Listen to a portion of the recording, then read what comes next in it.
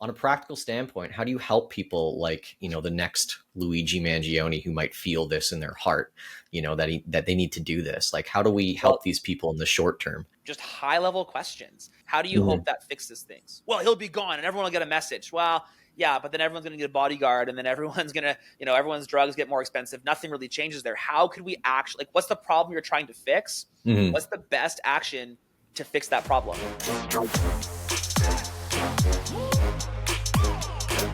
So everyone has been talking about this shooting that happened about 2 weeks ago with United Health CEO.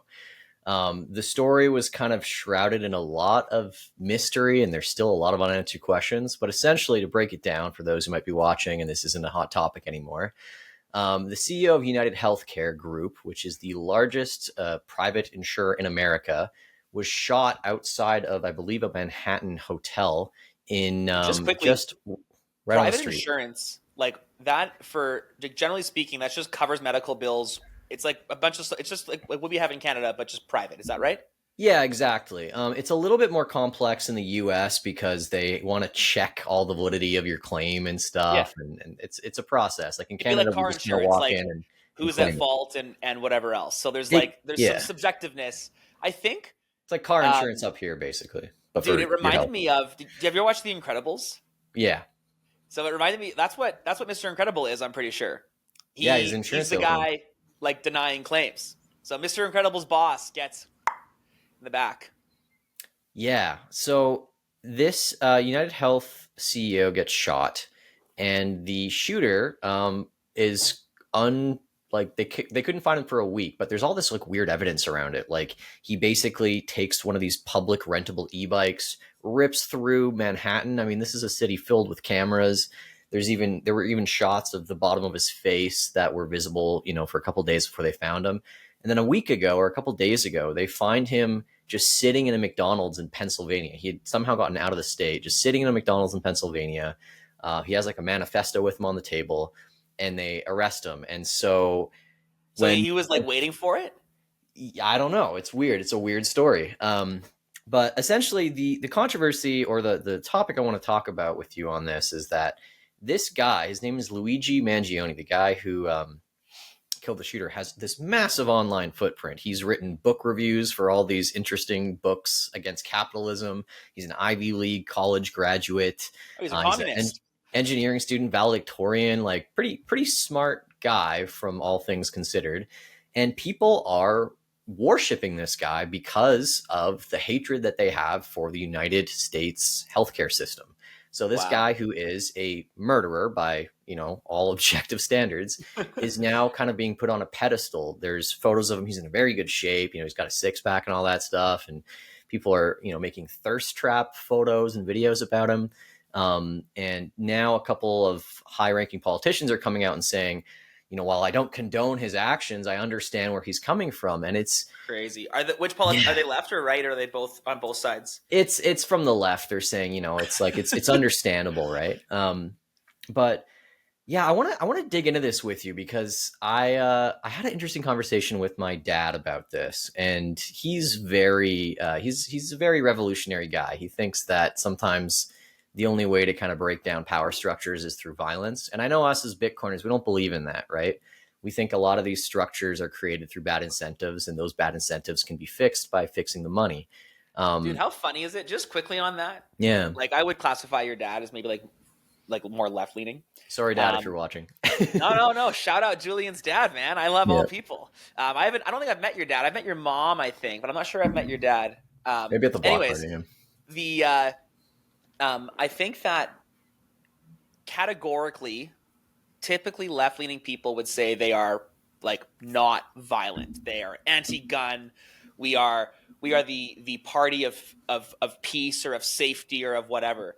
And again, right wing people are maybe more considered. And generally speaking, most Bitcoiners would tend to lean on the right side. I am above the spectrum. I choose no party, but I it's interesting to hear you say that Bitcoiners are like generally pro peace. We don't believe in the violence. We believe in an incentive structure. We're more carrot and less stick.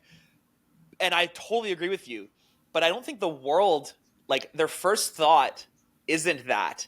and Hmm. it's an interesting, like, it's just I mean, it's either brainwashing or it's just misinformation, or I don't know what the deal is, but that stuck out to me just quickly. Yeah, I mean, I think, there's always layers to these things. I think superficially, I mean, Bitcoiners are very pro Second Amendment, right? Being able to Yeah, protect your personal and private property, and that can be maligned with having violent tendencies. And we know that the media I don't has know, man.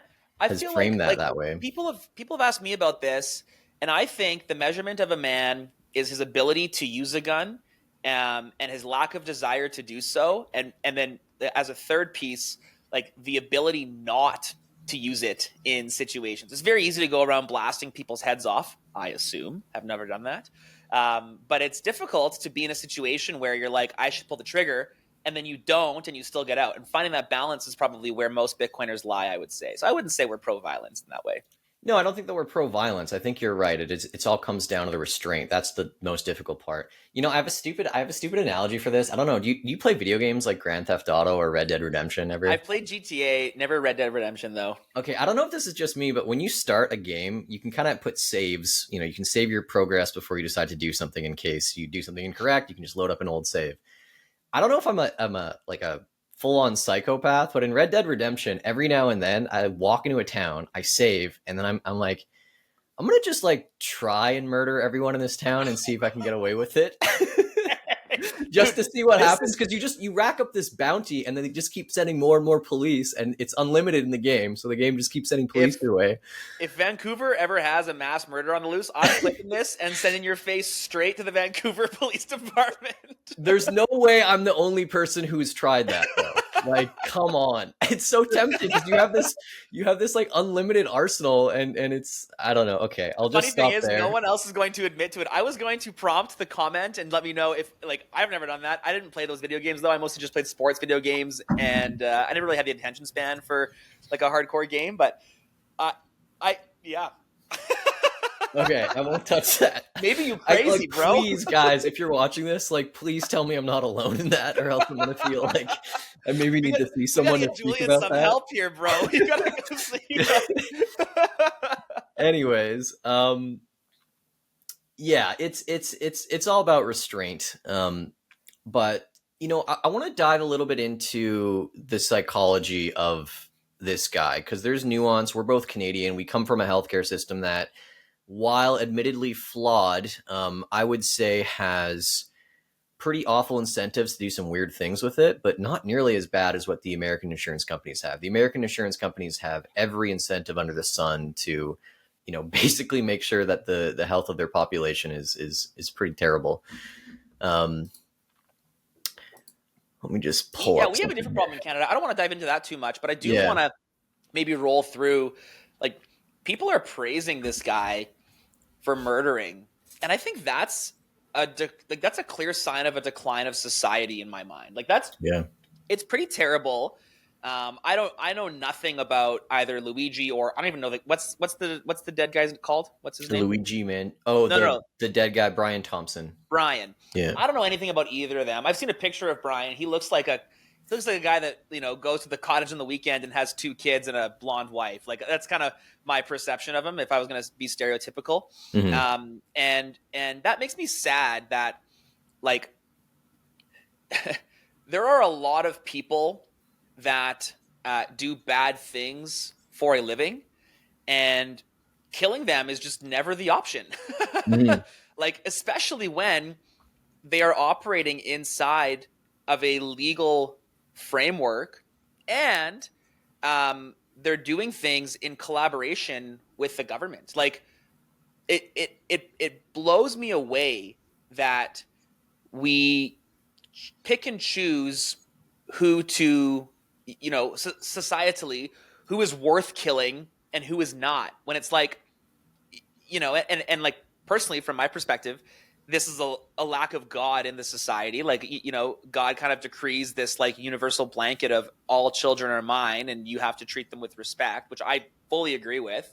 And we can see, as society gets further and further away from that kind of master God blanket, it's like it creates this weird world of subjective morality. And I think our Hmm. society is dangerously down the road of this subjective morality. We can see it already in, like, some abortion conversations. Obviously, this conversation is like, I haven't heard anyone say it, but I can imagine someone being like, it's just a 36-year post abortion, like, or however old the guy was. Like, we're in this weird post subject morality spot as a society. And I think this is kind of shifting the Overton window in that respect.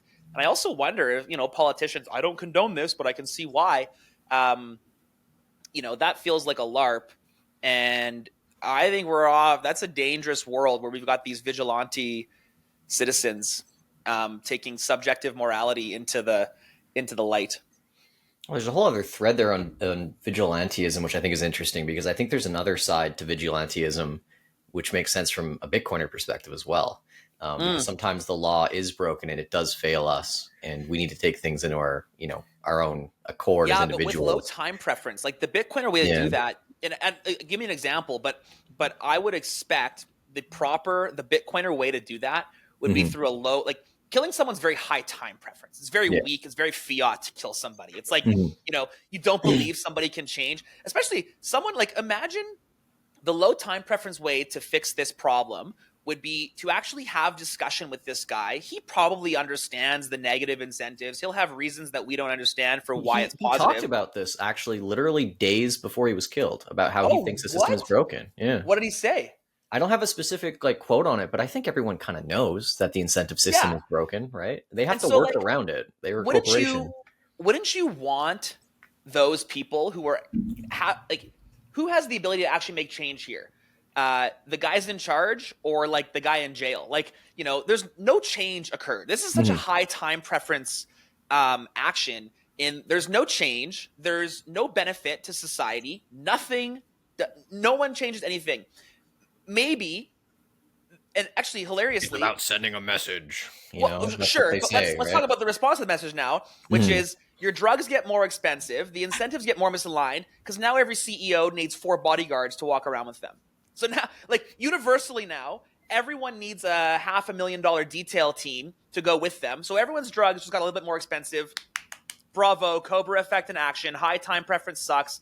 But versus you lower your time preference. I'm going to give you the devil's advocate. It accelerates the downfall, right? We've got to make the drugs more expensive. It's accelerationism on the other side. Don't think that works in a fiat world. Accelerationist doesn't work. The whole accelerate movement, even, I like that devil's advocate, but the whole accelerationist movement in Bitcoin fails to recognize we are already existing in a corrupt system. And corruption is like outside of physics. Like, there is no tangible reason we should be able to fund what we fund on this deficit. What, $36 trillion in debt in America? That's not physics. That is like, this is the equivalent of somebody flying in the air with just their arms and being like, let's accelerate this. Like, no, you can't. They're already defying the physics of nature. And when you, eventually the pin drops. But in my opinion, I do not believe that accelerating the downfall is the right move. Again, that's high time preference behavior. It's very nihilistic. I think accelerationism comes from sometimes like a disdain for humanity, which I think is not a good place to make decisions. It's a lack of respect for human beings as a species. And obviously I disagree with a pile of human beings on the left and on the right. I am very much, I'm pro rules. I'm not really pro rulers. And I have a big problem with people feeling comfortable boxing someone up based on, to my knowledge, the killer didn't know the victim at all.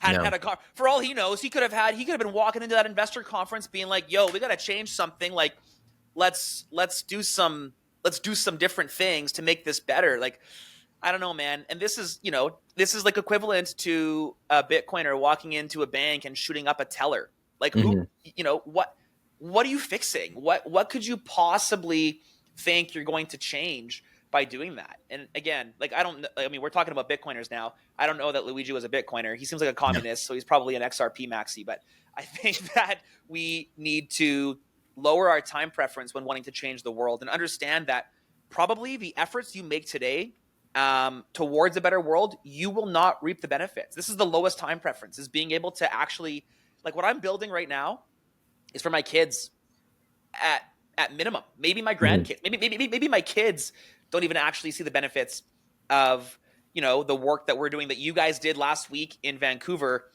Like, this is decades in the making. Vancouver's not going to snap its fingers and throw Bitcoin on the balance sheet tomorrow. Like, it's going to be years, and then the downstream effects of what that does is going to be decades away. And so Mhm. I just think we need to lower our time preference and not kill anybody, generally speaking, which seems dumb to have to say. This is like one of my contentions with the left in the US, and I think it's tricky because I think a lot of what the left wants, it genuinely comes from a place of compassion, right? They Yeah. don't we share the same values. Like, we do not want to see people on the street. We do not want to see people dying of solvable medical conditions just because they don't have the capital to get the cure. We do not want to see people starving. We do not want to see people under a mountain of debt. But their prescription to cure that is through destruction rather than creation and productivity. And I think that's sort of the belief system. It's like, in order to fix these things, we have to destroy what has been. What's Kamala Harris's quote? Like, um, unburdened by what has been, or something. I forget it now. It feels like a million years ago. There's Um, a Did you and see and there's a different shirt? worldview, which is that, like the Bitcoiners worldview is that we can create, and we can innovate, and we can prosper, and we can we can use our curiosity and our tenacity to work our way out of these situations. Right. And I think the big problem is that people don't have, on that side of the political spectrum, they don't have like a good person that's connecting with them. There's been this thread recently, where all these people are saying, why doesn't the left have their own Joe Rogan? Like, where's their person that wants to have these open-minded and curious conversations? And where's their person who can kind of talk to anyone and everyone? And it's frustrating. And I think, I don't know why they can't find that person, honestly. Dude, it's That because they're not that based in great a communicator. Yeah, but there's no first principles approach. Everything is done kind of in this silo on that side without Yeah. thought for the future. It's again, it's high time preference. Like, it's this inability to think, how do my actions have a ripple effect 1, 3, 10, 50 years down the road? And it Mhm. sparks, it's again, like back to Cobra effect, this unnatural force being thrust into a natural environment creates bad, creates an unknown amount of negative effects, and that is what the left today, and it was the right in the past. Like, it's not just it's the left problem today, but it's generally speaking, it's a blindered political partied approach Mhm. to not to just, it's this team mentality, this mob mentality. Like, you know, I feel like it's taboo to be like, you know, I am I belong to this party, but I criticize, this part of the party. Like, why can't we say that? How come we can't say, like, oh, I support lots of what, Premier Danielle Smith does, and I don't support this stuff, but generally speaking, I think that it's positive in this way. It's like it's like we don't have the ability to just think for ourselves. And, like, moving back on the line, well, why is that? Well, because 100 years ago we decided to make the school systems, something that it never should have been. You think back to the days of, like, before the Industrial Revolution. You think back to the hunter gatherer and the agricultural, and it was a first principles approach. You needed to learn how to do things and how to respond to different scenarios in order to survive, in order to thrive. And now, and then in come the Industrial Revolution, and you need to know how to do one thing only. It's like, function on the assembly line, stamp that bar 100 times a day, so that the same piece can get down the line. We got out of this. I need to think about and respond to my environment, and into, I'm going to pigeonhole myself into my specific task and just be a clog in the wheel. Mhm. And now we're seeing the effects of that as we enter the information age. We're kind of like going to have to undo lots of that first principles blocking and re-emphasize the first principles approach. And I think on a first principles basis, killing someone you disagree with is probably pretty stupid. Mhm. You mentioned the education systems. And again, I love playing devil's advocate with you because I look at all this history and I follow lefties And and I just always like to well, keep for those of that you in that the don't radar. know, Julian and I have had discussions at length. Julian was a communist at first. Julian was a Oh flag yeah, dude, you can go bearing back on my lefty, YouTube channel. I used to love Occupy Wall Street, and I was thinking, man, these guys have the right idea. And even Thomas Sowell was talking about that in the latest video you did about right? how it's a bunch of rich kids in down blankets that were protesting this stuff, who have the time to go out and spend a month on, in the camp, right? Totally.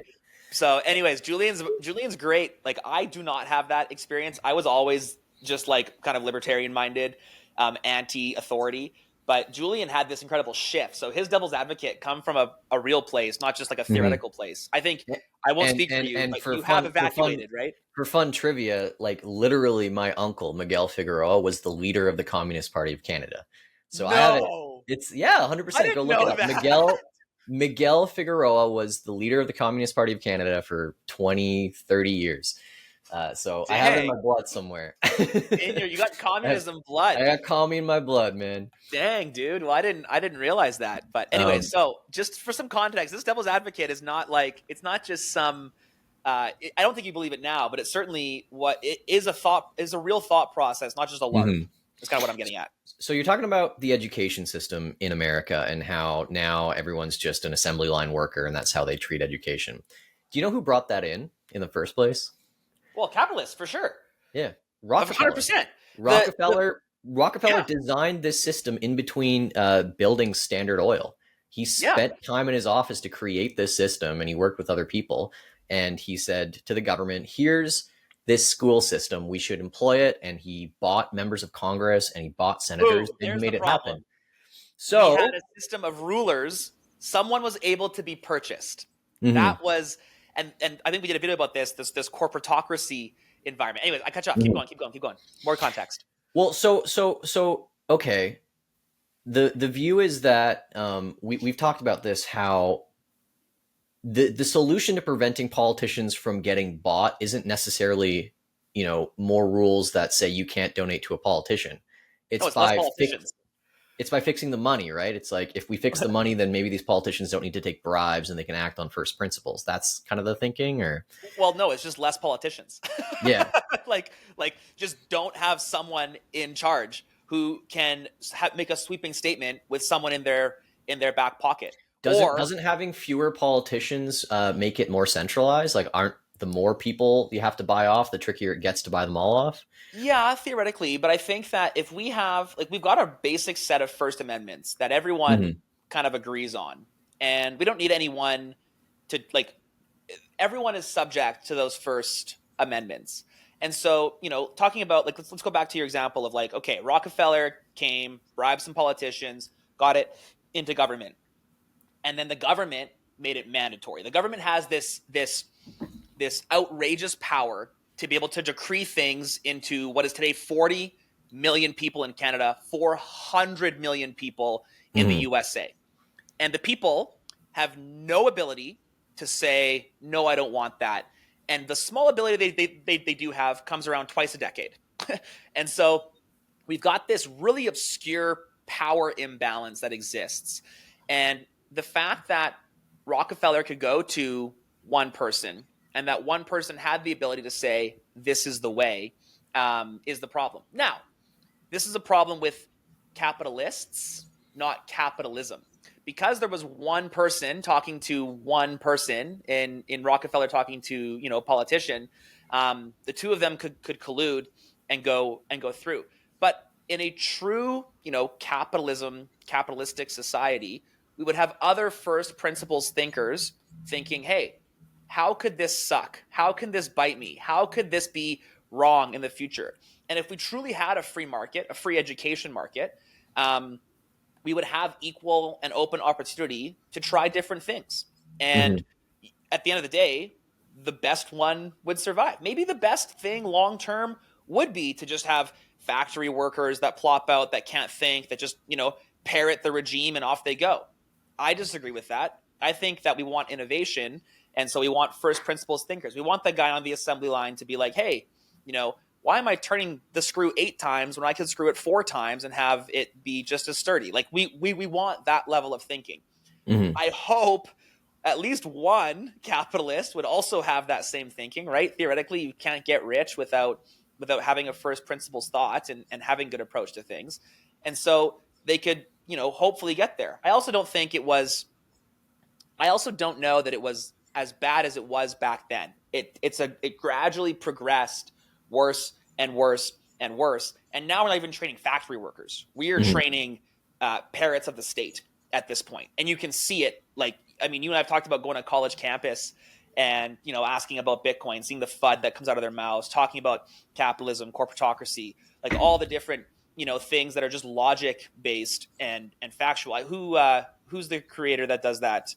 Changed my mind Oh, on there's Charlie college. Kirk and Charlie Steven Kirk. Crowder now. He's Yeah. like he's famous that way. Like he just goes there and just like, okay, what about this? And they're like, like, yeah, you got me, because I'm not thinking with my first principles logic. I am only just repeating what I've heard from my state funded school. And so it, like, again, I love when someone disagrees with me and I empower them to challenge me, because I want to be correct. Mhm. Not right, but correct in my thinking.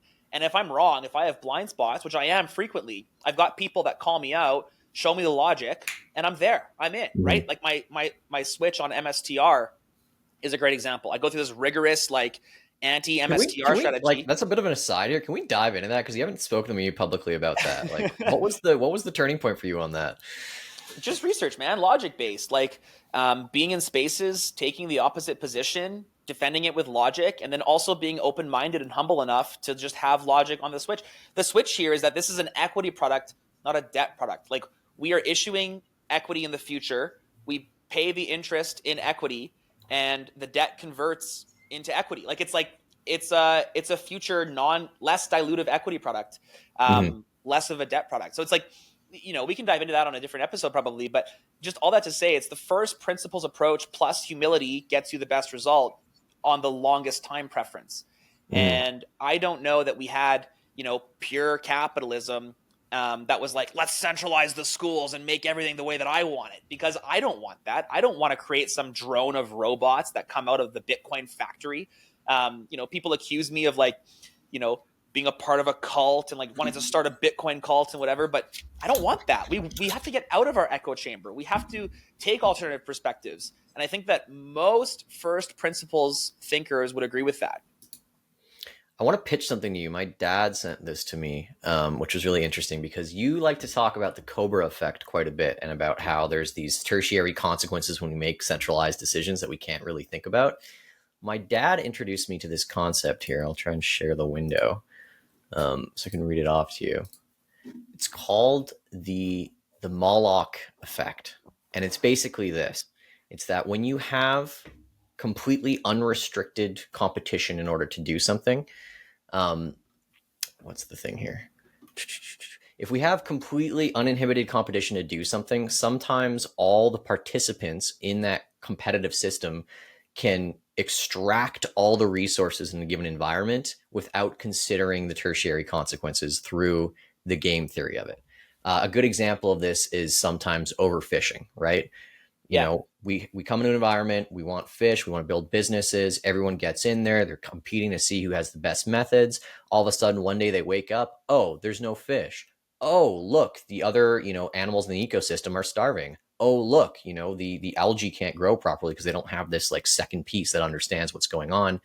And oh, look, all of a sudden we're starving. And oh, look, all of a sudden we have to import a bunch of stuff. What Yeah. do you think about that as a I concept? totally agree. That's a huge consequence. It's a huge problem. What I think is this problem exists on both sides of the aisle. So you're going to have a problem that way, where no one's in charge and everyone's got aligned incentives and bad things happen, or you've got someone's in charge and they either delay the consequence or make the consequences way worse. The Mm-hmm. difference is, in that free market, you're going to have something passing down. Hey, FYI, half our population died, and this really smart doctor died, and this awesome inventor died because we didn't have enough fish. So just Mm-hmm. like, hey, future generations, make sure you don't overfish. Try to like figure out a way to maintain the ecosystem better than we did. Like, we messed it up. Please do better. That's like this. That's what gives humans. That's why we have this right now. Being able to, we're 1,300 kilometers apart, and we're still talking in real time because someone had, a bit of a technical breakthrough and then passed it on to the next gen, passed it on to the Hmm. next gen. That's the human, you know, animals can't do that. Like, Yeah. that's why we live in houses and they live in the sticks. Like we have the ability to pass on our learnings. What we don't want to do is give all of the power to one person, create this horrible incentive structure so that every future generation is just subject to bad things. It's like Hmm.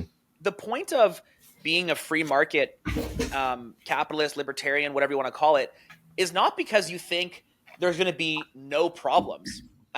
It's because you think you have the best shot at creating the best incentive structure to reduce the problems faster. We are so royally screwed here in Canada because of the centralization and the monopolies that exist, and the fact that our entire lives are run by basically one single group of people. And that's a big problem. That's going to create immense amount of pain to undo. One Now, one single group of people, which, by the way, admit that they don't have a grasp on what's actually going on. Like totally, the they're not even budget trying to will lie to balance us anymore. itself. I don't Here's concern myself with monetary policy. dude, It's insane. dude, they don't even try to lie. They don't even try to pretend anymore. They're just like, yeah, we're pretty screwed. We don't really know what we're doing here, but things are messed up. And like, maybe it reduced some pain 50 years ago. Maybe we got out of the dirty 30s a little faster than we would have otherwise. Sure. But at the end of the day, the pain still comes. And it's like, don't, you want to stitch your arm up. You don't want to chop it off in 6 years. Like, Mhm. I have an open wound. I don't want to get stitches because it's going to hurt too bad. So then in 5 years, you have to chop your arm off because it's infected and gangrene. Like, this is the state of centralization versus like a free market, society is like, yo, we got to stitch that because it's gonna just get worse. And we don't.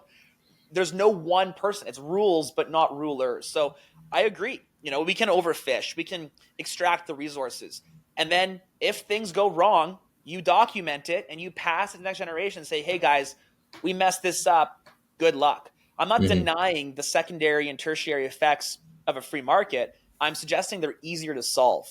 Is there a role that government plays in that? Because when you say, "Hey, there's going to be somebody that comes around and says, 'Don't do this. Look what happened," a lot of those things right now in our system are government-funded studies on overfishing, government-funded studies on like what happens when you go into an environment. Like, can the government play a role in that, or should we I just don't like let people believe make so. mistakes and learn from mistakes?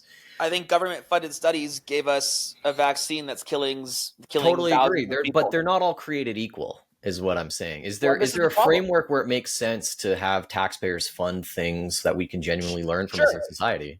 as long as it's done in a free market way, which means it's open, it's cited. There's no Transparent. like if I can look at something and poke holes in it, it wasn't done properly. It was done wrong with the wrong incentives. Hmm. And in a free market way, you just call that out. It's just like, hey, you're wrong. I don't believe this. And that's fine. You're not going to be held hostage. You're not going to be killed. You're not going to be, whatever. It's just wrong. It's publicly wrong, and then everyone just agrees, like, oh yeah, first principles thinking, that's wrong, and we move on.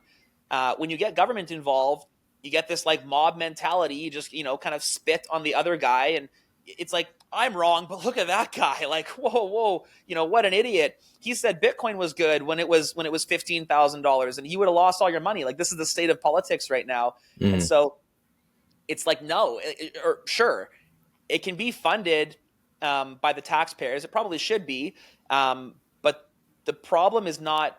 The problem is who is decreeing it Hmm. and how it's being decreed, not necessarily the fact that um, there's someone doing it. Someone has to do the work, and also like maybe there's societies where people don't value that and they're not going to Hmm. last very long, and that'll be a learning, right? Like, it's just like lengthen your time preference, go down the future, and just understand that um, the path to the best society is failing as fast as possible, making the necessary change, and trying again. That's it. That's life. And I think that we want to embody a system that allows us to fail as fast as possible, because when you fail fast, you fail from a lower spot and there's less destruction. It Hmm. sucks to fail, but you want the least amount of destruction when failing, in my opinion. You bring up a really interesting point about failing fast. I think a lot of the problems that we have in our society is we don't let people fail. And one of the things that you get out of failure is humility. It's basically Totally. like we're delaying the act of allowing people to have self-awareness and humility by basically telling people that things are okay and that there's someone to come save them. And that's, I mean, like that's like the real core of this, right? Like the incentive structure creates this map where people can't really pick up on core values that they should be picking up through Yeah. things like a good parent, through things like maybe having a church group and learning from those things. Instead, the government comes in and says you don't have to learn these values and you don't have to appreciate them because we're here to bail you out. No lesson learned. What's the one thing? So I love this because I been doing a documentary on the Federal Reserve. There's been two Fed members that basically, in short, took accountability for major problems, and then all they said afterwards was sorry. Right? There was no actual mechanism Yeah. to punish them for what they did. Ben Bernanke, he's a student of the Great Depression, and he wrote this massive thesis on how it was caused, and basically came to the resolution that the Federal Reserve was actually the one that created the Great Depression. They prolonged it through monetary policy, and he said, "We're sorry. We'll try not to make it happen again." Janet Yellen comes out the other day, and under her tenure, the US national debt has grown by 40%. In 4 years, we've added 15, 16 trillion to the national debt. And she said, sorry, I wish we could have done it better.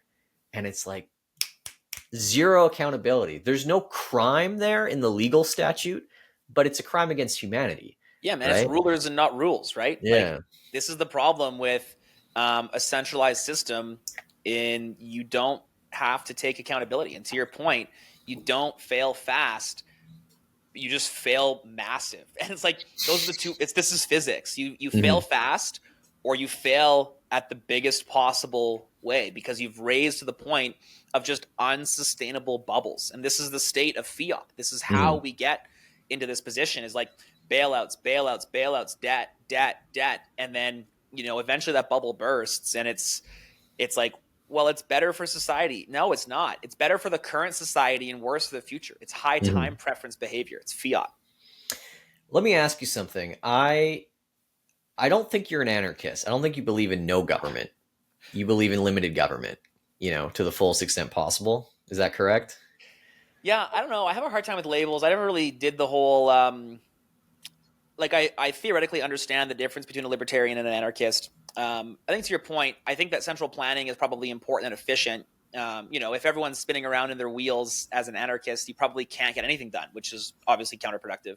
Yeah, and Um, especially if you live in a country. I mean, we seem post, invading territories, but we're really not. There has to be some type of like organization structure for a military. You can't just have a bunch of people with AK-47s, right? completely, completely. Yeah.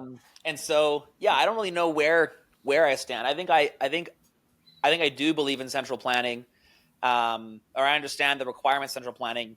I think I would call the central planners to a different standard and have a different protocol for how they operate. And I I don't know what love that's called. I love that. So this has been kind of my idea and thesis, and I don't know if I'll ever be president or prime minister, but if I was, this is what I would consider thinking Okay. about. Wait, We wait, have wait. a So the nephew of the leader of the Communist Party for prime minister. You think this is a good? You're goddamn right. You're This is goddamn a right. good I'm putting it thought. out in public record. Okay, I'm putting it out in the public record. simulation line is real. Okay. Okay. Hear me out. Hear me out. We use this term for people in politics and politicians called public servant, right? Mm, yeah, What does that mean? What does a servant do, right? It serves, sometimes without being compensated for it properly. It's an act of sacrifice, the same way that when you build a business, you're sacrificing a ton as well. You're sacrificing your time, you're sacrificing your capital. There's immense sacrifices that all individuals make. However, I think if you are to go into government, I think we should hold those people to a completely different set of rules than people in the private economy. What I mean is that every single bit of like financial privacy that these people may have while they're serving, to the maximum extent possible, should be transparent. We should know yeah, every single asset that they own. We should know every single conflict of interest that they might have with corporations. We might not necessarily want to go in there and say you can't have this donor or that donor, like you were talking about. But we should know that if they are taking donor money, it's got to be 100% on the record, right? we should bar them from maybe having things like trust so they can obfuscate some of this financial wizardry. I don't have all the ideas yet, but what do you think of that? Do you think that that makes sense? I would take it one step further, and you just have to like you. I yeah. I look at Trump, who doesn't get paid, and I look at Elon, who's probably not getting paid to run the Doge, and it's like that's going to be the most efficient government probably we've ever seen in our lifetime. Mm-hmm. And what's the common denominator? Self-made success. And I wonder if that's a criteria. Mm-hmm. I wonder if what if you don't get paid and your pension is just completely up to the people? There's some basic guardrails, a protocol that exists, and it's like if you do a good job over the and people in 20 years are thriving because of the decisions that you made, then you're looked after. And if you don't, then that sucks. Look, what if it was a super high risk position, not just some cushy job that we currently treat it as now? I don't know. Yeah, I I think generally the difficulty is like there's hard to find an objective metric that tracks meritocracy. Like, what would that be? Not having a debt in the government when you leave, the yeah. How health about of your just citizens. maintaining? Like, how about like we can probably all as a society agree it's like objectively healthier people, less reliance on other systems, less reliance on the government, less reliance on not for profits and food banks and things, more opportunities, like all that stuff. I think we can all agree with less Mhm. death, less sickness, um, higher like just yeah, more good, less bad generally. And yeah, you Mhm. got to put some measurements on that. But I live in the clouds, so I don't know. Someone smarter than me can figure that out. Mhm. Um, So let me ask you something. I'll play devil's advocate on that. So you're saying that essentially it would be great if the people who run the government come from self-made success, right? That they have the capital, that we don't have to be paying them payroll and things like that. What happens if you're just a nepo baby and you have all the capital in the world, but you have some pretty bad ideas? Couldn't you also be a part of that system? well, no, I don't think so because you wouldn't have self-made success. You would have Hmm. daddy-made success. Yeah, And like, what's your proof of work, man? yeah. Right? I mean, It's I like think I think the great thing now about the internet is that you can't pull the wool over people's eyes anymore. totally, Right? dude. Like we've I think got the back then, best. back in the day Yeah, when we didn't have free media, if such a system existed, you could pay your way to saying that you have an incredible record and all of it could be fake, right? But now for it's sure. impossible to do that.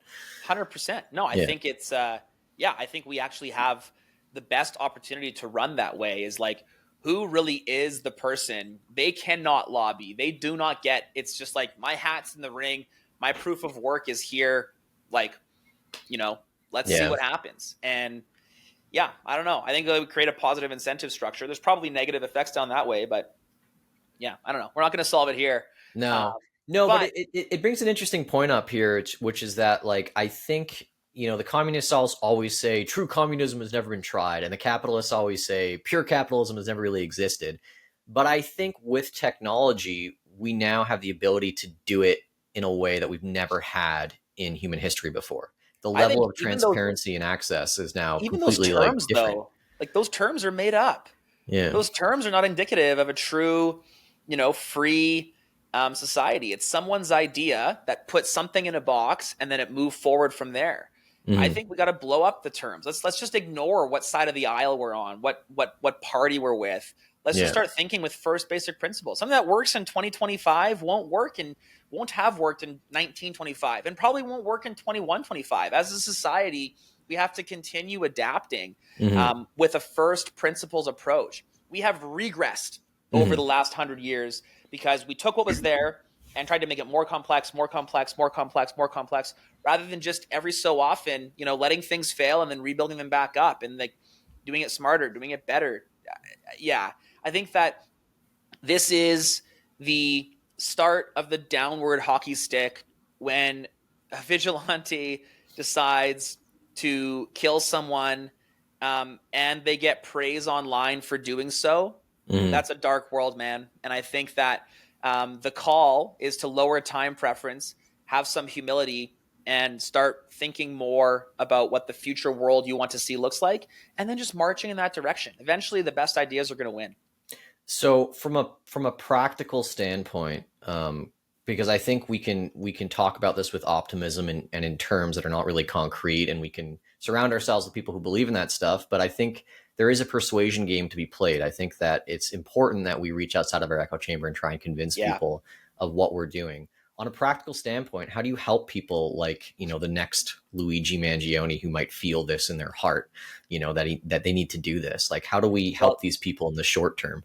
so one thing that I saw about him was that he had withdrawn from his family, he'd withdrawn from his friends. He had what's worse than an echo chamber, and it was like he was trapped upstairs, right? He had no one to talk to, didn't feel comfortable. I think we need to get more comfortable as a society talking to people, but also we need to get a lot better at asking just high level questions, challenging, being comfortable being challenged, being comfortable challenging. Like what, like you playing devil's advocate. It's like helpful to like run through scenarios in your head. I'm going to kill this guy. What do you hope? How do you hope that changes? How do you hope that fixes things? Well, he'll be gone and everyone will get a message. Well, yeah, but then everyone's going to get a bodyguard and then everyone's going to, everyone's drugs get more expensive. Nothing really changes there. How could we actually, like, what's the problem you're trying to fix? Mm-hmm. What's the best action to fix that problem? If we Mm-hmm. all start thinking that way, oh, dude, how good is the world going to be? Like, it'd be amazing. It'd be low time preference, just like first principles thinking. We'd actually be able to help people and we'd be able to like root people through. So I think that's the way. Just ask questions You recommended a politely. great book to me, Adam, that I've basically finished now, called 12 and a Half Ingredients by Gary Vee. And in the end of the book, he talks about these 12 and a half ingredients for, emotional intelligence and business success. And then at the end of the book, he talks about exercises that you can do to challenge yourself on these points. And one of the ones that he had, which I thought was really interesting, and I don't know if you've read the book, I don't know if you've tried any of the challenges yourself, but he Yeah. says, I want you to record a video of yourself saying sorry to someone that you know that you've wronged, and I want you to post it publicly on the internet. And he said, if you hashtag it, Gary Vee or whatever, I'll even share it so it'll reach even more people. And so I love that. I know that's super uncomfortable and difficult to do, to the entire universe, is to say sorry.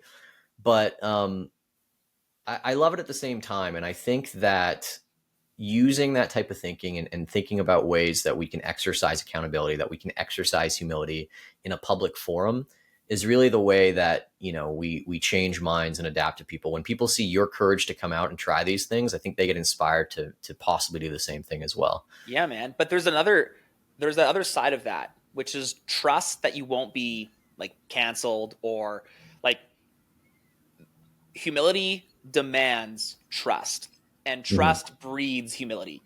And, if you wrong me and you come to me and you're like, yo, I think this was bad. Here's what I thought. Here's where I was wrong. Here's how it doesn't happen again. And you know that I'm going to be like, that's good, bro. Let's move past. Let's work together. Let's prevent this from happening in the future. If there's that guaranteed trust there, it's like never an issue. Sorry is irrelevant. Like the word. And Mhm. frankly, I think that word has been just like wrecked in our society. I Yeah, think that what we need, Canadians wrecked that one. yeah, totally.